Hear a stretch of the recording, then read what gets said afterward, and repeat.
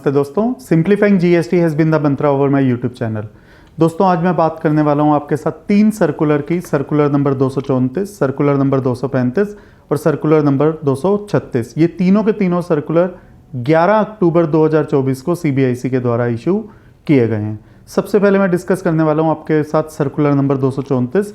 Circular number 234 में total 9 issues को address किया गया है। 9 इश्यूज़ में जिन पर प्रॉब्लम आ रही थी उनको एड्रेस किया गया है और वन बाय वन ये मैं 9 के 9 इश्यूज़ आपके साथ शेयर करने वाला हूँ ब्रीफ में। मैं आपसे फिर भी रिक्वेस्ट करूँगा कि सर्कुलर को पूरा ध्यान से पढ़िएगा, क्योंकि जो मैं आपके साथ शेयर कर रहा हूँ ये सिर्फ एक ब्रीफ डिस्कशन है और वर्ड टू वर्ड रीड करने के लिए सर्कुलर को ऑफिशियल डॉक्यूमेंट्स या सोर्स से पढ़ना जरूरी है। पहला इशू जो मैं आपके साथ डिस्कस करने वाला हूँ वो इशू ये है कि जो यूनिवर्सिटीज़ होती हैं वो कॉलेज को एफिलिएशन देती हैं। मैं आपको एक एग्जांपल के साथ बताऊंगा। जैसे मेरठ की यूनिवर्सिटी है, चौधरी चरण सिंह यूनिवर्सिटी मेरठ की यूनिवर्सिटी है, उसने बहुत ज़्यादा कॉलेजेस को एफिलिएशन दिया हुआ है। तो काफ़ी ऐसे कॉलेज हैं जो लॉ करवाते हैं या दूसरे कोर्सेज करवाते हैं जिनको एफिलिएशन मिला हुआ है मेन यूनिवर्सिटी से, चौधरी चरण सिंह यूनिवर्सिटी से। तो जब चौधरी चरण सिंह यूनिवर्सिटी ऐसे कॉलेजेस को एफिलिएशन देती है तो वो किन बातों का ध्यान रखती है कि कॉलेज के पास स्पेस कितना है, उनकी टेक्निकल प्रोग्रेस कितनी है, उनके पास फैकल्टी की स्ट्रेंथ कितनी है, वो फाइनेंशियली कितने सॉलिड हैं। काफ़ी चीज़ों को ध्यान में रखा जाता है, तब एक यूनिवर्सिटी किसी दूसरे कॉलेज को एफिलिएशन देती है। तो इशू ये था, ये जो एफिलिएशन देती है, क्या इस एफिलिएशन के ऊपर जीएसटी लगेगा या जीएसटी नहीं लगेगा, और यदि जीएसटी लगेगा तो किस हिसाब से लगेगा, क्या परसेंट, क्या रेट रहेगा जीएसटी का।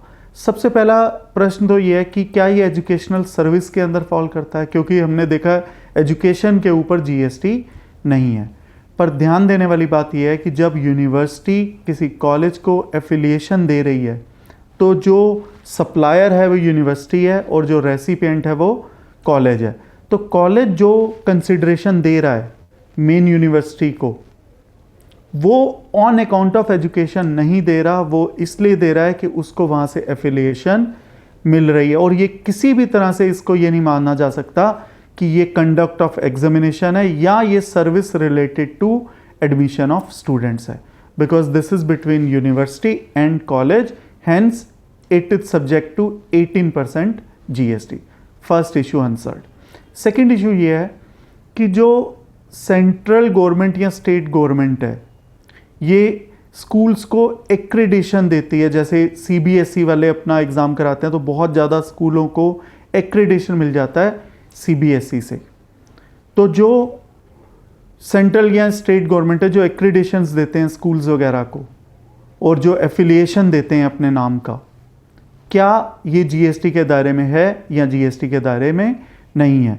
तो इसके ऊपर तो पहले ही एक सर्कुलर नंबर 151 आ चुका है जिसके अंदर लिखा हुआ था ये सब्जेक्ट टू जीएसटी होता है, 18% होता है। और ये जो सर्कुलर नंबर 151 आया था वो आया था 18 जून 2021 को। तो तब से तो बिल्कुल क्लैरिफाई हो गया था ये 18% पे है। बट अब सीजीएसटी रेट नोटिफिकेशन के थ्रू अगर सेंट्रल गवर्नमेंट या स्टेट गवर्नमेंट ने एक्रेडिटेशन या एफिलिएशन दिया है किसी ऐसे स्कूल को जो कि एस्टेब्लिश किया गया है, मैनेज किया जा रहा है या ऑन किया जा रहा है किसी central government, state government, municipal authority, government authority या गवर्नमेंट एंटिटी के द्वारा, तो ऐसी एफिलिएशन सर्विसेज को एग्जेम्प्ट कैटेगरी में ला दिया गया है 10 अक्टूबर 2024 से। पर पिछला जो पीरियड था 17 जून 2021 से लेकर 9 अक्टूबर 2024 तक, तब तक ये 18% है। और अगर उससे भी पिछला पीरियड है कोई 1 जुलाई 2017 से लेकर 17 जून 2021 तक, तो तब के लिए इस सर्कुलर में लिख दिया गया है as is where is basis. मीन्स किसी ने कम टैक्स दिया है या ज़्यादा टैक्स दिया है उससे कोई फ़र्क नहीं पड़ेगा, उसको मान लिया जाएगा कि वही टैक्स जो पे किया गया है वही टैक्स सही टैक्स था। बट ये जो एग्जेम्पशन मिली है ये सिर्फ उन्हीं स्कूल्स को मिली है जो कि मैनेज किए जा रहे हैं, ऑन किए जा रहे हैं या एस्टेब्लिश किए गए हैं central government, state government, municipal authority, government authority और गवर्नमेंट एंटिटी के द्वारा। जो प्राइवेट स्कूल्स हैं उनके ऊपर जीएसटी का रेट एप्लीकेबल रहेगा इस एफिलिएशन सर्विस पर या इस एक्रेडिटेशन सर्विस पर एट द रेट ऑफ 18%। अगला जो प्रश्न है, अगला जो इशू है, जो इशू नंबर 3 है, वो है कि सिविल एविएशन अप्रूव्ड जो फ्लाइंग ट्रेनिंग होती है, जो लोग फ्लाइंग सीखते हैं, जो पायलट्स बनते हैं, तो वो सिविल एविएशन के द्वारा ये जो एजुकेशन दी जाती है, ये जो कोचिंग दी जाती है, या तो सिविल एविएशन के खुद के द्वारा या उनके द्वारा अप्रूव्ड फ्लाइंग ट्रेनिंग ऑर्गेनाइजेशंस के द्वारा, तो ये जो ट्रेनिंग दी जाती है, क्या इसके ऊपर जीएसटी लगेगा या जीएसटी नहीं लगेगा? तो यहाँ पर इस सर्कुलर के द्वारा इसको क्लैरिफाई किया गया है कि इसके ऊपर जीएसटी नहीं लगेगा, क्योंकि ये क्वालिफिकेशन मैंडेटरी है अंडर द लॉ। किसी को अगर पायलट बनना है तो उसको ये एजुकेशन, ये ट्रेनिंग लेनी कंपलसरी होती है। So this is a compulsory training, educational training which is mandatory as per the law. Hence civil aviation के द्वारा या उनके द्वारा अथोराइज्ड फ्लाइंग ट्रेनिंग ऑर्गेनाइजेशन के द्वारा यदि ट्रेनिंग दी जाती है तो ऐसी ट्रेनिंग के ऊपर कोई जीएसटी नहीं लगेगा। अब मैं बात करने वाला हूँ इशू नंबर 4 की। वो ये है कि जो हेलीकॉप्टर के द्वारा जो ट्रांसपोर्ट ऑफ पैसेंजर होते हैं, हेलीकॉप्टर के ऊपर जो पैसेंजर जाते हैं, चाहे उनके पास लगेज है या लगेज नहीं है, बैगेज है या बैगेज नहीं है, बट अगर वो सीट शेयर कर रहे हैं, सीट शेयरिंग बेसिस पर जा रहे हैं, तो 10 अक्टूबर 2024 से जो जीएसटी का रेट रहेगा वो 5% रहेगा। बट जो पुराने पीरियड के लिए रेगुलराइज कर दिया गया है वो है as is where is basis. तो चाहे किसी ने 5% दिया हो या 18% दिया हो, वही रेट एप्लीकेबल रहेगा, कोई चेंज नहीं रहेगा। बट फ्यूचर के लिए ये 5% रहेगा। किन के लिए? वो पैसेंजर जो हेलीकॉप्टर की सर्विसेज ले रहे हैं, चाहे उनके पास बैगेज है या बैगेज नहीं है, बट सीट शेयरिंग बेसिस होना जरूरी है। और इसके साथ साथ ये भी क्लैरिफाई किया गया है, यदि कोई हेलीकॉप्टर चार्टर के द्वारा जा रहा है तो उसके ऊपर जो जीएसटी का रेट रहेगा वो 18% रहेगा। ये है इशू नंबर 4। इशू नंबर 5 जो है वो है कि जो गुड्स ट्रांसपोर्ट एजेंसी होती हैं, जो गुड्स को ट्रांसपोर्ट करती हैं from one place to another place, वो कभी कभी लोडिंग अनलोडिंग वगैरह की भी सर्विसेज दे दिया करती हैं। और कभी कभी वो इनवॉइस पर अपनी गुड्स ट्रांसपोर्टेशन को सेपरेट उसके चार्जेस लिख देती हैं और लोडिंग अनलोडिंग को सेपरेटली लिख देती हैं। तो इशू ये है कि इसको कंपोजिट सर्विस माना जाएगा या सेपरेट सर्विस माना जाएगा। तो इस सर्कुलर में ये क्लैरिफाई किया गया है कि इसको कंपोजिट सप्लाई ऑफ सर्विस माना जाएगा, और जो गुड्स ट्रांसपोर्ट सर्विस है उसको प्राइमरी सर्विस, उसको प्रिंसिपल सर्विस माना जाएगा। जो लोडिंग अनलोडिंग है उसको कंपोजिट सर्विस का ही पार्ट माना जाएगा, और सेम रेट अप्लाई करेगा जो गुड्स ट्रांसपोर्ट एजेंसी पर अप्लाई करता है। हाँ, अगर ये कोई सेपरेट कॉन्ट्रैक्ट है या सेपरेट सर्विस है, only then it will be treated separately just like cargo handling service. But if it is in relation to goods transport service and in conjunction with that, then it is a composite supply of service, and same rate over loading or unloading services will apply as will apply to goods transport agency services.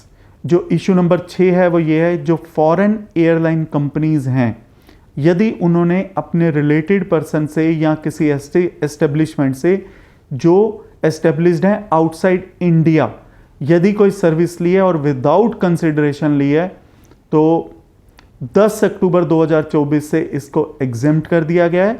और 10 अक्टूबर 2024 से पहले यानी कि 1 जुलाई 2017 से लेकर 9 अक्टूबर 2024 तक, तब तक के लिए as is where is basis मान लिया गया। तो इट मीन्स यदि किसी ने टैक्स भर दिया है इसके ऊपर तो तब भी ठीक है, यदि टैक्स नहीं भरा है तब भी मान लिया जाएगा कि इस इशू को कंप्लाई विद कर दिया गया है, क्योंकि as is where is basis का अर्थ यही होता है।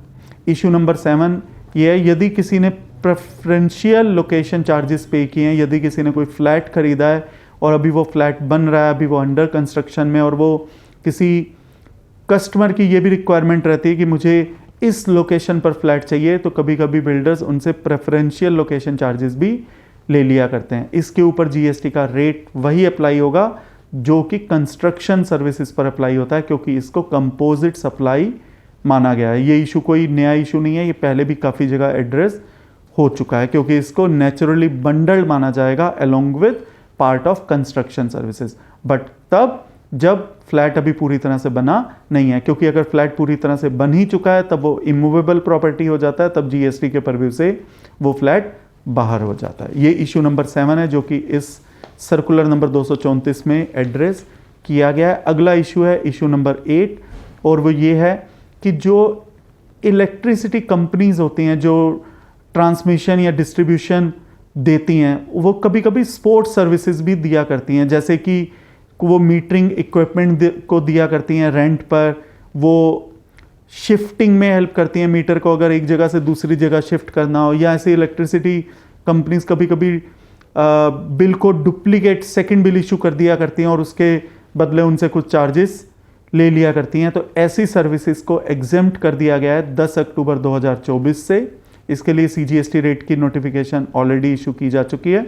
इस सर्कुलर के द्वारा उस इशू को क्लैरिफाई किया गया और पर पुराने पीरियड के लिए ये माना गया है as is where as basis. तो जहां पर अगर इलेक्ट्रिसिटी कंपनी ने GST दिया है तब भी ठीक है, उसको रिफंड नहीं मिलेगा, बट अगर उन्होंने नहीं दिया है तब भी ठीक है, क्योंकि as is where as basis को मान लिया गया। ये इशू 8 था जो कि सर्कुलर नंबर 234 में एड्रेस किया गया। अब मैं बात करने वाला हूं इशू नंबर 9 की, जो कि संबंधित है फिल्म डिस्ट्रीब्यूटर या सब डिस्ट्रीब्यूटर से।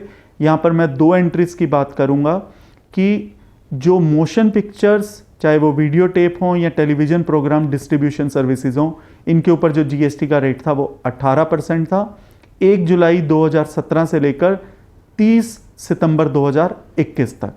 और जो टेम्परेरी और परमानेंट ट्रांसफ़र और परमिटिंग द यूज़ और enjoyment of intellectual property right in respect of goods other than information technology software, इसके ऊपर जो GST का रेट था वो 12% था। किस पीरियड तक के लिए? 1 जुलाई 2017 से लेकर 30 सितंबर 2021 तक। पर 1 अक्टूबर 2021 से इन दोनों सर्विसेज को, क्योंकि ये दोनों की दोनों सर्विसेज मिलती जुलती लगती हैं जो फिल्म डिस्ट्रीब्यूटर करते हैं, तो इसके ऊपर एक यूनिफॉर्म रेट कर दिया गया था। इस इशू को एड्रेस कर दिया गया था और जो रेट कर दिया गया था वो 18% कर दिया गया था 1 अक्टूबर 2021 से। बट 1 अक्टूबर 21 से पहले, यानी कि 1 जुलाई 2017 से लेकर 30 सितंबर 2021 तक, क्योंकि ये दोनों सर्विसेज एक दूसरे से मिलती जुलती थी, बिल्कुल इनका नाम मिलता जुलता है, तो किसी व्यक्ति ने 18% भरा था, किसी ने 12% भरा था। इस सर्कुलर के द्वारा ये इस इशू को क्लैरिफाई कर दिया गया है कि as is where is basis मान लिया गया है। तो यदि किसी ने 1 जुलाई 2017 से लेकर 30 सितंबर 2021 तक 12% भरा है तब भी ठीक है, यदि किसी ने 18% भरा है तब भी ठीक है, क्योंकि जो इस इशू को क्लैरिफाई किया गया था, जो यूनिफॉर्म किया गया था, वो किया गया था 1 अक्टूबर 2021 से, जब इन फिल्म डिस्ट्रीब्यूटर या सब डिस्ट्रीब्यूशन की सर्विसेज को 18% की कैटेगरी में ला दिया गया था। दोस्तों, ये हमने बात की है सर्कुलर नंबर 234 की। धन्यवाद।